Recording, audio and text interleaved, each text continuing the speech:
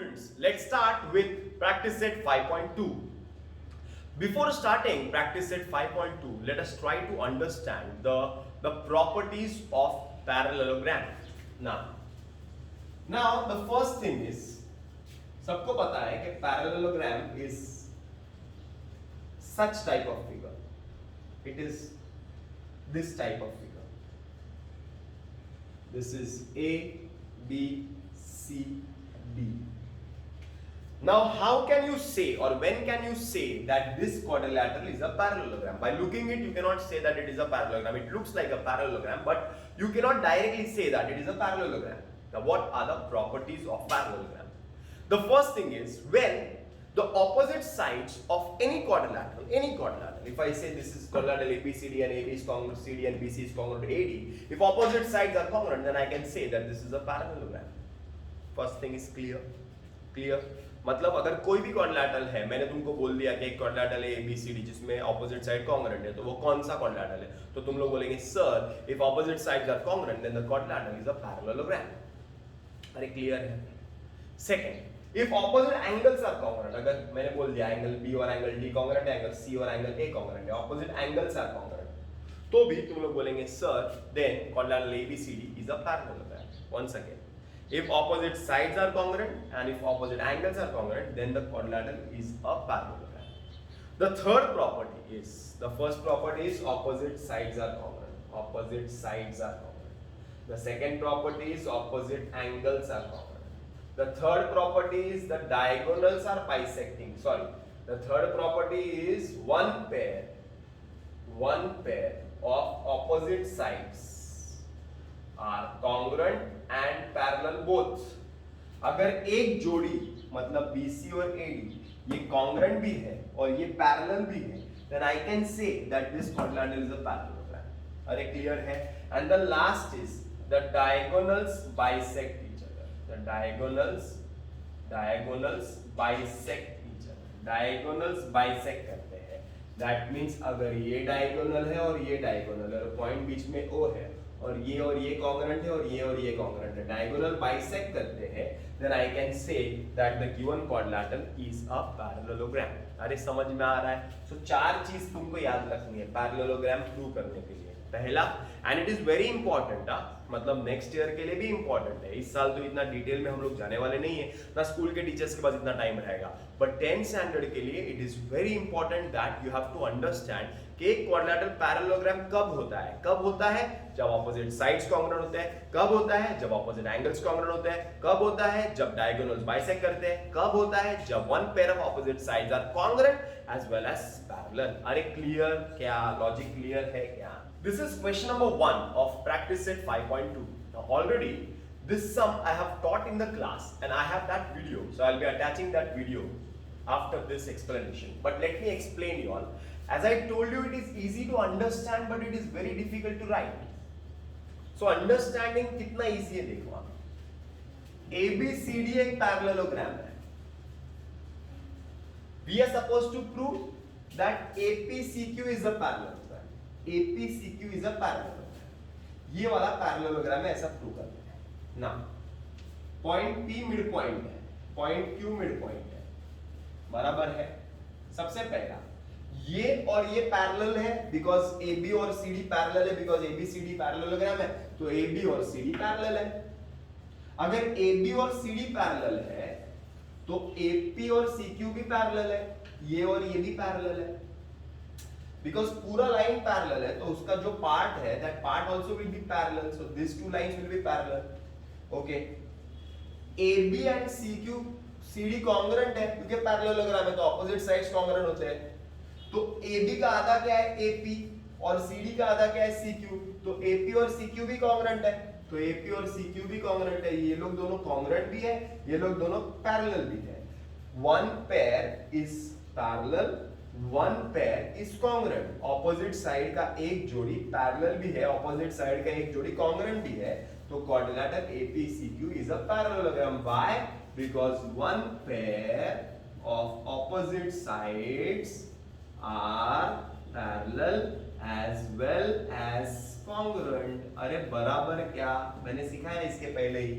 समझ में आ गया ना कितना इजी है, देखो ना कितना इजी है। पैरेलल है तो ये भी पैरेलल है, कॉन्ग्रुएंट है तो आधा आधा भी कॉन्ग्रुएंट है, पैरेलल भी हो गया कॉन्ग्रुएंट भी हो गया तो पैरेललोग्राम हो गया। But writing is difficult. अभी वो सम कैसे लिखना है उसके लिए ये वीडियो देख लो। Here quadrilateral ABCD is a parallelogram. It is given that quadrilateral ABCD is a parallelogram. Is it clear? If quadrilateral ABCD is a parallelogram, then opposite sides are parallel and opposite sides are congruent to each other. अगर ABCD parallelogram है तो ABCD के opposite sides congruent होंगे और ABCD के opposite sides parallel होंगे। अरे बराबर है। So I will write seg AB is congruent to seg CD dash 1. Seg AB is parallel to seg CD. Opposite sides of parallelogram. अरे समझा क्या? इजी के हार्ड, इजी के हार्ड, इजी के हार्ड। ये करने से पहले मैं दो स्टेप लिखता हूं स्टार्ट में, सम के स्टार्ट में दो स्टेप लिखता हूं, जरा ध्यान देते हैं। Point P and point Q are the midpoints of AB and BC. P जे आहे ना ते midpoint आहे, Q जे आहे ना ते midpoint आहे, तो AP will be equal to PB will be equal to half of AB. Is it clear? And CQ will be equal to QD will be equal to half of CD. Reason? Points P and Q are midpoints of AB and CD. अरे समझा क्या? Respective. शाबाश। चलो अभी जरा यहाँ पे देखते हैं। AB congruent to CD, opposite sides of parallelogram. AB congruent to CD. Multiplying both sides by half. So half AB is equal to half CD. कौनो तकलीफ नहीं, तकलीफ। half AB means AP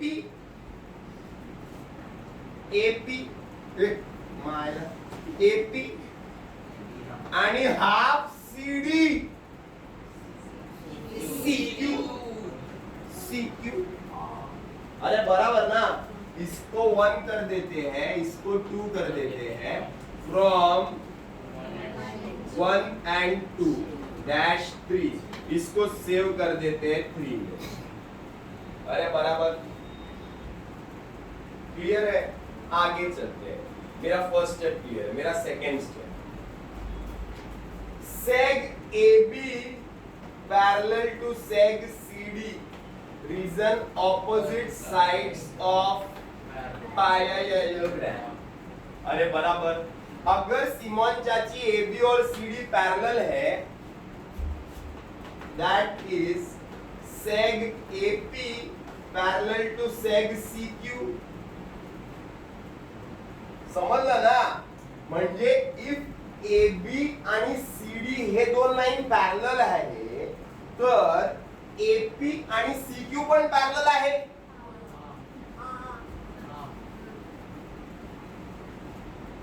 तुमने लाइन को कट किया, वो parallel तो parallel ही है ना। अरे समझा क्या? डैश टू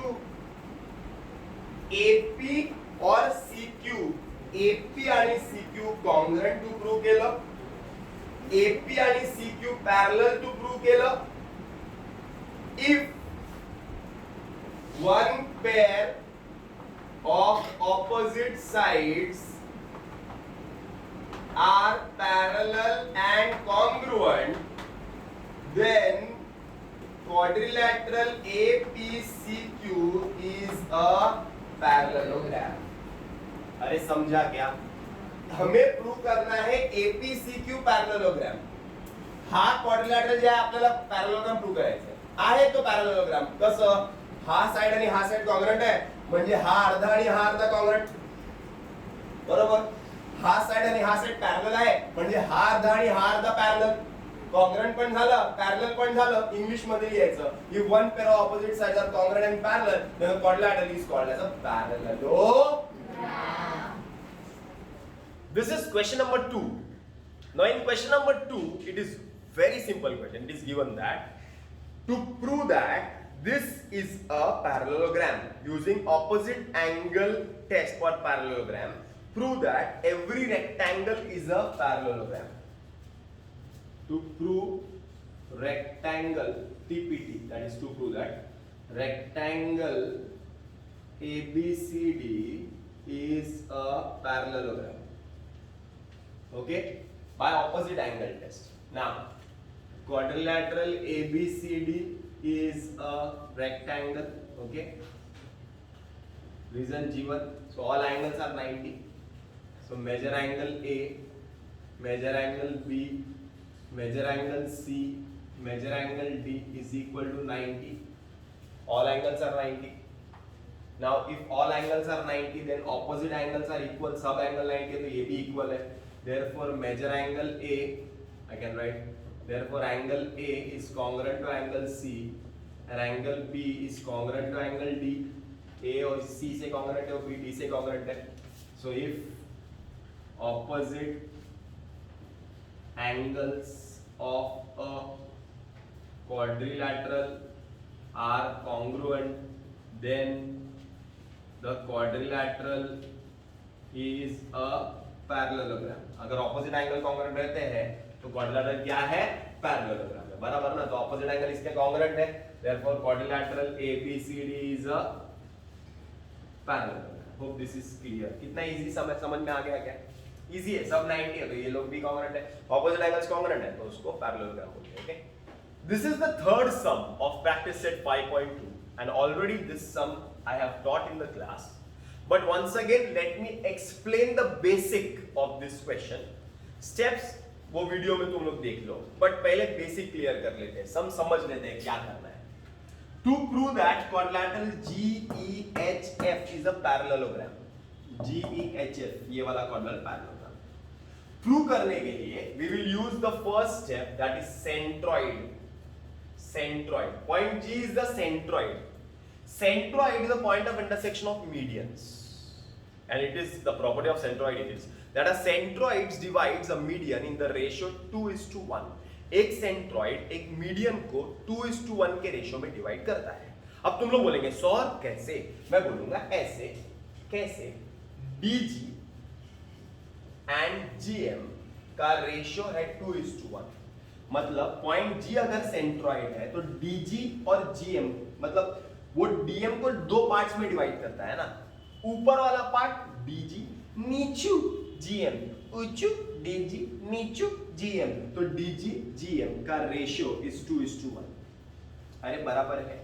पहला स्टेप क्लियर है. अब ये कैसे यूज करने का वो वीडियो में तुम लोग देखो, बट DG अपॉन GM 2:1 इतना क्लियर हो गया. आगे सेकेंड थिंग यूज करना है कि we have to show that the diagonals bisect each other. क्या शो करना है? That the diagonals bisect each other. मतलब अगर क्वाड्रिलेटरल GEHF में मैंने ये बता दिया कि GM और MH इक्वल है और EM और MF तो इक्वल है बिकॉज ये मीडियन है. मीडियन दो पार्ट्स में डिवाइड करती है तो EM और MF इक्वल ही है. Only we are supposed to show what? We are supposed to show that GM is equal to MH. अगर मैंने GM और MH इक्वल बता दिया तो I can show that, I can prove that the diagonals of quadrilateral GEHF, that is GH and MF, bisects at M. Diagonal bisect होते हैं तो quadrilateral GEHF is a parallelogram because a quadrilateral is a parallelogram if the diagonals bisect each other. अरे बराबर है. तो अभी वो video आगे देख. Point G is the centroid. Point G is the centroid. Point G is the centroid. There is a property of a centroid. Hope you understand what is a centroid. Centroid मतलब क्या? ये triangle है ना, मैं बता दूं, देख आराम से. ये मीडियन है. मीडियन मतलब क्या? एक ऐसा लाइन जो कट करता है सर. ये भी मीडियन है, बराबर? और ये भी मीडियन है. तो ये जो पॉइंट है ना, उसको सेंट्रोइड बोलते हैं. क्या बोलते हैं? सेंट्रोइड. क्या बोलते हैं? सेंट्रोइड. एक सेंट्रोइड एक मीडियन को रेशियो में डिवाइड करता है. श्वेता, एक रेशियो में डिवाइड करता है. वो रेशियो क्या है मालूम है क्या? वो रेशियो है 2:1. वो रेशियो है 2:1. वो रेशियो है 2:1. So I will write point G is centroid of median DM. अरे बराबर ना? अरे बराबर ना? Therefore point G divides median DM in ratio 2:1. In ratio 2:1. In ratio 2:1. मतलब ये हुआ कि DG upon GM is equal to 2/1. कौन होता है? फिर से एक बार, जो बड़ा हिस्सा है DG, जो छोटा हिस्सा है GM, उन दोनों का रेशियो 2:1. उन दोनों का रेशियो 2:1. दोनों का रेशियो 2:1. GM उधर 2:2. तो DG is equal to 2GM dash 1. कौन होता है? नहीं तकलीफ. क्वेश्चन में दिया है DG is equal to GH. DG is equal to dash 2. dash 2. अरे बराबर ना? अब देखो GH जो है GH जो है GH is GM plus MH. GM plus अरे बराबर ना? GH is equal to GM plus MH. GH is equal to GM plus MH. अरे क्लियर? GH के बदले में क्या मैं लिख सकता हूँ? DG. अरे बराबर? अरे बराबर ना? नहीं. हाँ बराबर. GH के बदले में क्या लिख सकता हूँ? DG. लिख सकता हूँ क्या? Is equal to GM plus MH. DG के बदले में लिख सकता हूँ 2GM is equal to GM plus MH. GM उधर गया तो माइनस हो जाएगा. is equal to MH. GM 2GM minus 1GM. GM is equal to MH. कौन होता तकलीफ? GM is equal to MH. हो गया? इजी के हार्ड? इजी. बराबर. Second step, sec DM is a median. sec DM is a median. इसका मतलब point M जो है वो क्या रहेगा? EF का. Therefore point M is the midpoint of EF. अरे बराबर ना? मीडियन है ना, तो M पॉइंट मिड पॉइंट रहेगा. तो क्या इक्वल टू क्या रहेगा आदर्श? sec EM is equal to sec MF. sec EM is equal to sec MF. अरे बराबर.